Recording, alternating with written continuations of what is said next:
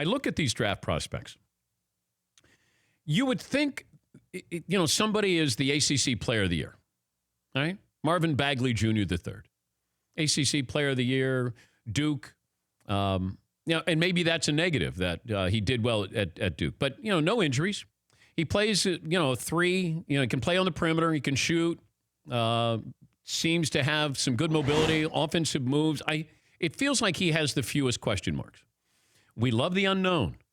Luka Doncic. All we're seeing is YouTube highlights. Michael Porter played 30 minutes, I think, maybe 50 minutes in his entire college career.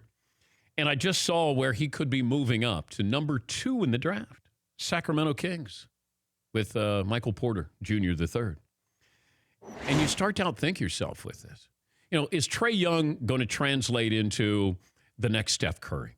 Even if he's a watered-down Steph Curry. Is that still pretty good? Yeah. He's not the next Steph Curry, in my opinion. But, here's a guy who has better ball handling skills, passing skills than Steph had coming out of college. He does have range.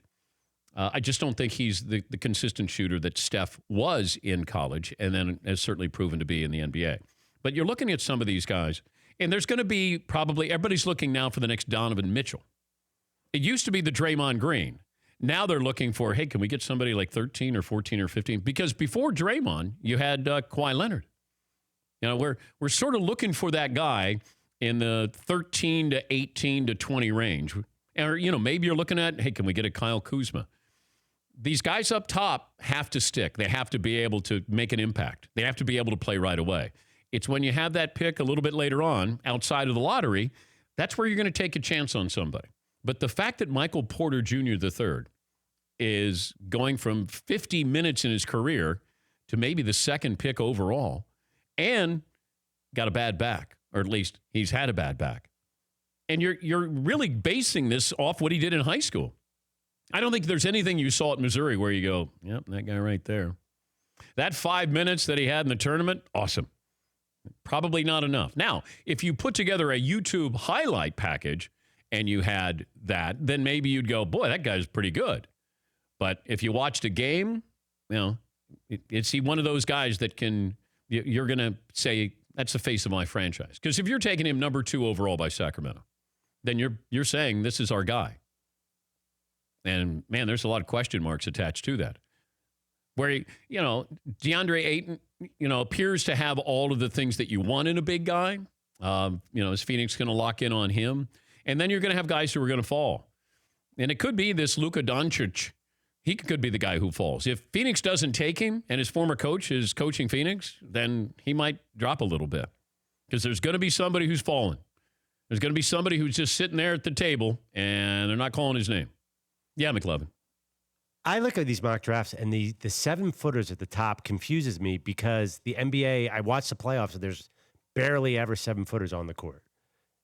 It seems like if you can't hit the 3, like your guy Jaren Jackson, then you're not going to be on the court in when it comes down to crunch time because the game moves so fast up and down. So why is DeAndre Ayton in today's game? That's what why? I mean, don't you need playmakers like 6'5" guys? He's a guy who can play both ends. I know that they talk about, does he play good enough defense? We always look at the negative. Instead of looking at, what do you do for me? It's always, this is what you don't do. And I think that's where these general managers talk themselves into bad draft picks. Instead of saying, we're going to use him on the offensive end. He's going to be a guy that we can use as a 4 or a 5. Does he have the ability? He's got a nice looking shot. He's got touch. And Kevin Durant proved you don't shoot 3.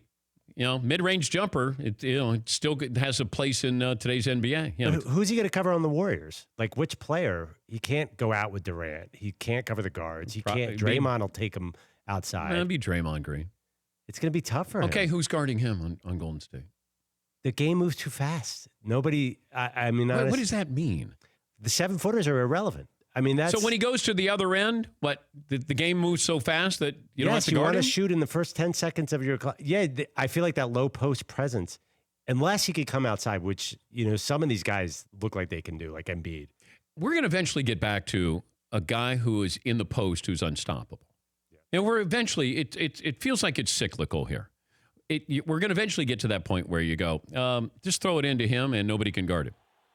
Now, I know it's not today's NBA, but eventually we're going to go, okay, now what's next? What's the next offense that we got to be prepared for? If I have somebody that what would you do with Shaq nowadays? So today's NBA, when he can't shoot the three, but he would be unstoppable down low. Plus, I stretch out the floor. I give him more space and less chance for you to double team him. How would you cover David Robinson today? What would Kareem do in today's NBA? Now, you're going to say, Kareem, the sky hook's kind of nice, but can you take it out to the three-point range? I would go, okay, you're going to shoot the three. You're going to live and die by the three. I'm going to take advantage of you down low. I mean, I would have to utilize Kareem, for his greatness there. I wouldn't go, he's got to change here. Yeah, McLovin. It sounds a little bit like using the run game effectively in the NFL, like cyclical, because everyone's gearing up for the pass, so then you hit him with the run. So everyone's gearing up for the three-pointer.